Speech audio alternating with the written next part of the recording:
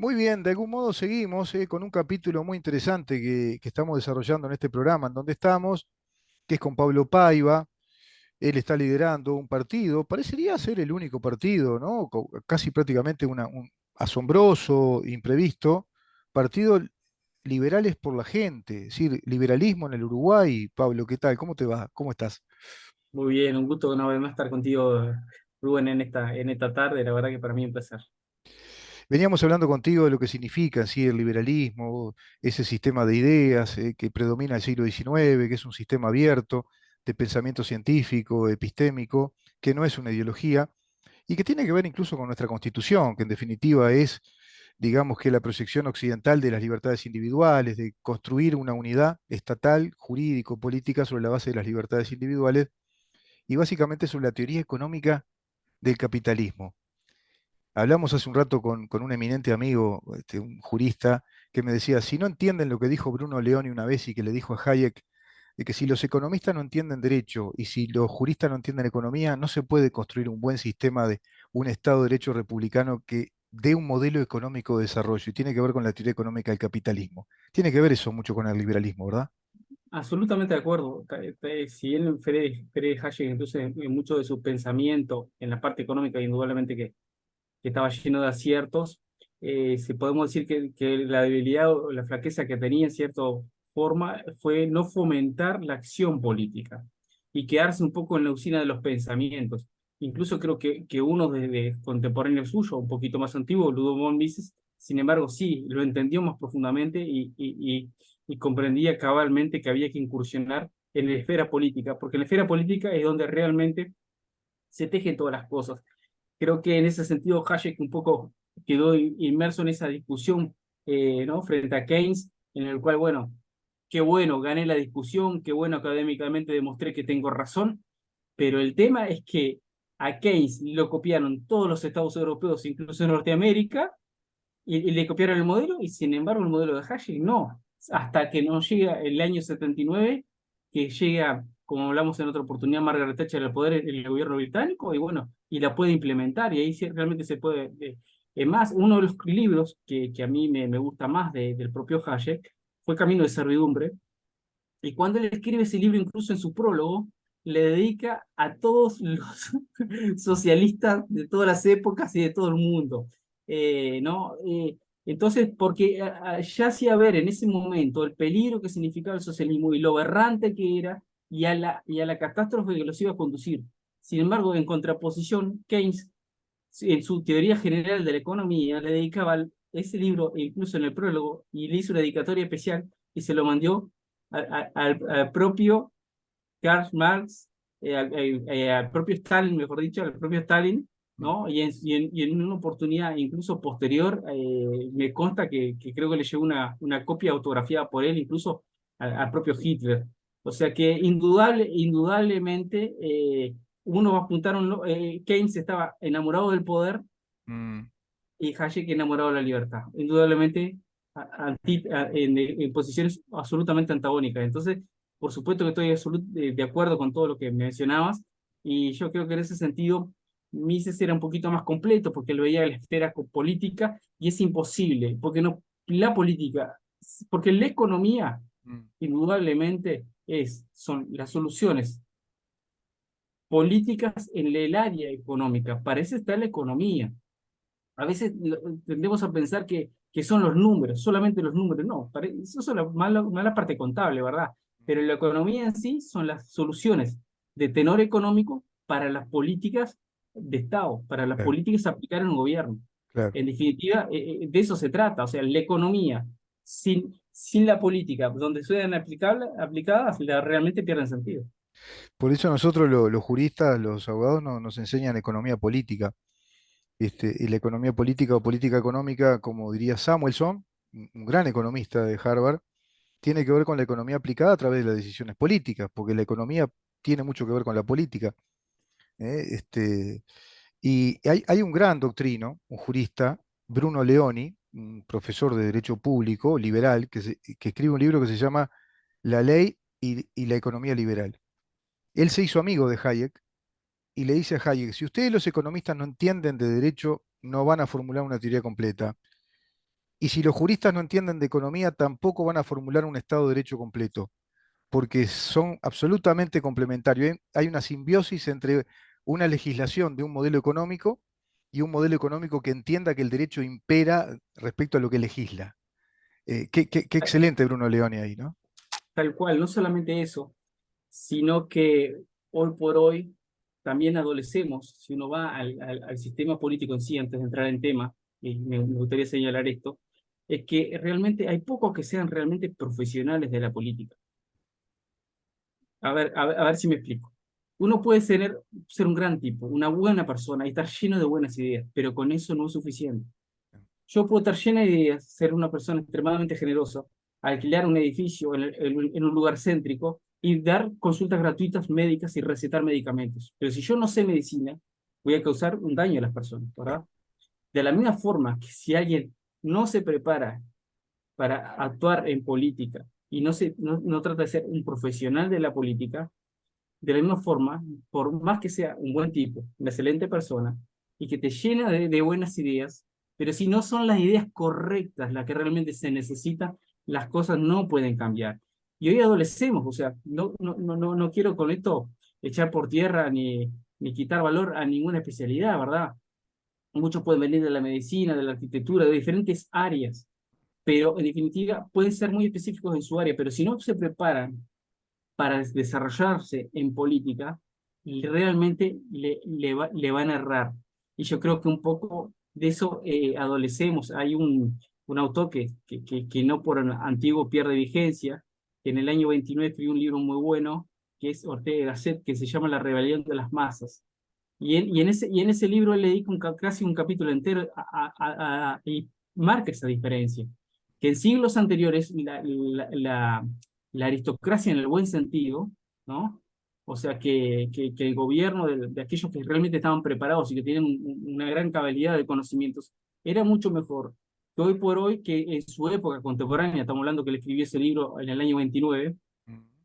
y él le hacía ver que muchos ahora tenían una especificidad, pero podían explicar de ellos, pero pretendían ser idóneos en todo lo otro para lo cual no se habían preparado. Entonces uno puede ser un excelente médico, un excelente científico, pero eso no quiere decir que tenga, por ejemplo, la solución hoy para la crisis hídrica, Mm. porque no tiene nada que ver con su especialidad. Exacto. Me Yo explico lo lo que leí, voy a ese decir. capítulo que tú decís de Ortega y Gasset, muy interesante. Además, ese libro, cuando él habla de que Occidente va rumbo a la especialidad, ¿no? A las especialidades que van a ser compartimentos estancos y que van a romper con ese conocimiento universal necesario, ¿no? Con esa capacidad de tener una visión mucho más abarcativa, más amplia. Ortega y Gasset dice, bueno, los compartimentos estancos en definitiva no van a dar la posibilidad de tener una visión mucho más integral y completa de lo que pueda ser organizar una unidad de poder que es el Estado. Tú Por eso mencionaste, significa, antes de entrar en el tema, tú mencionaste algo muy importante. Lo hablaba con un eminente amigo que es un colega, pero claro, es un jurista, lo que pasa es que él no quiere que dé el nombre, ¿viste? Él no quiere que dé el nombre. Entonces yo le decía, doctor, ¿usted se acuerda de Aristóteles cuando en la política él establece los tres modelos puros de poder? O sea, según Aristóteles, y sigue vigente, ¿no? Hay tres tipologías de poder puras y a su vez esas tipologías tienen perversidad, tienen patología y sus patologías. Aristóteles sostenía que la aristocracia era un muy buen modelo de poder, pero claro, los aristócratas, según ese periodo griego de la antigüedad, no es lo que se pueda entender hoy.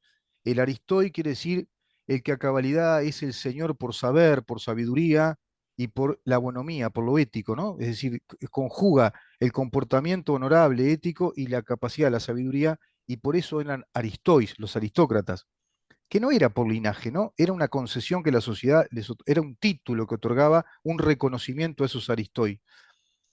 que se mantiene totalmente vigente, como tú lo mencionás. Aristóteles escribía claramente que los tres modelos estaban, La la democracia, democracia, claro, la aristocracia y la monarquía, ¿verdad? exacto. Y obviamente cada uno de ellos, como dices tú, tienen Patología, ¿no? su patología. Entonces, ¿qué sucede?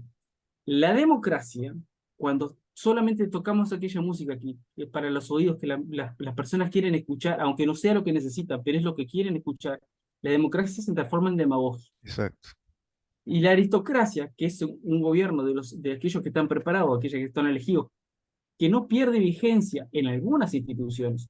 Por ejemplo, en las Fuerzas Armadas es perfecto porque tiene que ser alguien que esté preparado, capaz, Mm. realmente preparado para llegar tanto a nivel táctico como a nivel estratégico a aquellas operaciones cuando el Estado está en riesgo, ¿verdad? Y te agrego Entonces, otro.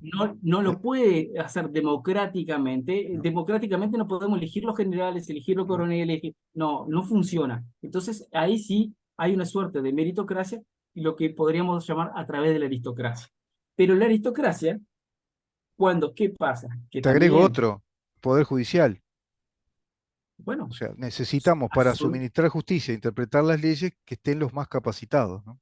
Absolutamente, absolutamente. ¿Y qué pasa? La aristocracia, cuando se endulza con el poder, cuando se empieza a mutar, se puede transformar en una oligarquía, que ese es el problema. Y en el otro, la monarquía, mientras está dentro de sus límites y ejerce un buen gobierno, no hay un problema, pero cuando la monarquía se empieza a exceder, cae en lo que conocemos como la tiranía. Exacto. Y cuando viene la tiranía, necesita ser cambiada. Normalmente viene una suerte de revolución, la revolución por una democracia, democracia, y ahí se hace como se puede llegar, no digo que siempre sea, pero normalmente pasa que se genera un círculo vicioso, ¿verdad? Entonces, La declaratoria de Filadelfia habla de la rebelión civil, ¿verdad? La rebelión civil, ¿no? O sea, que incluso la impone como una obligación de los ciudadanos cuando detectan una tiranía. Qué impresionante lo que declara ahí la Declaratoria de Filadelfia de 1776. Yo le recomiendo a aquellos que siguen esta conversación un libro de Sebrelli, el sociólogo argentino Sebrelli, que escribe un libro que se llama La Rebelión Civil y tiene que ver con eso que tú decís. Es decir, cuando se detecta que hay una tiranía, que en definitiva la tiranía se va camuflando, ¿no? Simula ser, pero es un gobierno despótico de clase corporativa con un interés que no responde a la unidad de esa nación o de ese Estado, sino que a intereses de una clase, de pronto del poder. sí, absolutamente. Hoy en día lo que vemos, Rubén, es tristemente mucha confusión en la gente. Entonces confundimos todo. Mm. Confundimos cosas como no, la izquierda y la derecha ya no existen, o sea, Mira, te hago esta reflexión y vamos al punto que teníamos que tratar contigo, que tiene sí, que ver con sí, los claro, otros 5 puntos que escribió una vez Carlos Marx, exacto. Manifiesto Comunista. Escuchaba a un periodista de alto nivel, Viñaski, pero Viñaski padre. Viste que está el hijo y está el papá. Un periodista de alto nivel, ¿no? Un analista político, y lo escuchaba y decía algo muy interesante, Pablo. Decía, la política, analizando un poco el kirchnerismo y lo que hace Massa hoy en Argentina, decía, bueno, hacen una parte de la política de gobernar que es seducir con promesas, trazar un relato ante la masa, la base social, que es seducir con una promesa de ejecutar determinadas acciones de gobierno. Está bien, el gobierno tiene que hacer eso, no puede salir y decirle, che, qué complicado que está, no podemos, no. Tiene que salir a dar esperanza, a seducir, pero no alcanza con eso. Ese relato tiene que convertirse en hecho, en el hacer. Tienen que hacerlo, dice él. Y una vez que hacen eso, tienen además que educar. Gobernar es prometer, hacer y educar por qué se hace todo eso. Qué interesante lo que decía. Y ahí cerraría el círculo, ¿no? De un gobierno que esté enseñando. Creo que es eso lo que falta. Sí, y es más, sin irme de tema, pero no puedo dejar de mencionarlo, por eso es tan importante aquellos proyectos que realmente son serios, que presentan aquellas propuestas que realmente cambian el modelo o presentan un sistema realmente claro y concreto a la gente. ¿Por qué digo esto? ¿Cuál es el problema de la demagogia? La demagogia, el problema es que cuando se cumplen aquellas cosas que le prometieron a la gente y la gente los vota por esas promesas que le hicieron, si se cumplen, realmente traen mayor caos habitualmente a la sociedad porque son cosas que no es realmente lo que los países necesitan, porque no cambian el rumbo, simplemente que lo que van es acrecentando como una suerte de enfermedad. Mm. Es como un virus, va aumentando, va creciendo, va creciendo, va creciendo, y los países no son como las piscinas, los países no tocan fondo. O sea, no es eso, esto se tiene que, tenemos que tocar fondo, o que empezamos con el que se vayan todos. No, eso no es la solución. Entonces, ¿cuál es el problema de la demagogia? Que si cumplen realmente lo que prometen, hace daño. Y si no cumplen, generan frustración. Entonces, por las dos cosas, lo único que traen es caos, decepción, desesperanza. Exacto, exacto. Qué interesante el punto que tocas, ¿eh? Vamos a una pausa, ¿te parece? Y entramos después en esos 5 puntos, pero me ¿Cómo quedé no? con eso que dijiste porque me estoy acordando de lo que dijo la economista Diana Mondino, que está muy de acuerdo contigo en eso, cuando llegó a decir, no me hablen de la buena gestión de algo que está mal planteado sistémicamente, no me hablen de la buena y mala gestión. Por ejemplo, Ministerio de la Mujer o, por ejemplo, determinadas políticas de género. Eso directamente no tendría que existir. Entonces no tenemos que hablar de que se... Es más, prefiero que no sea buena la gestión, decía Diana Mondino.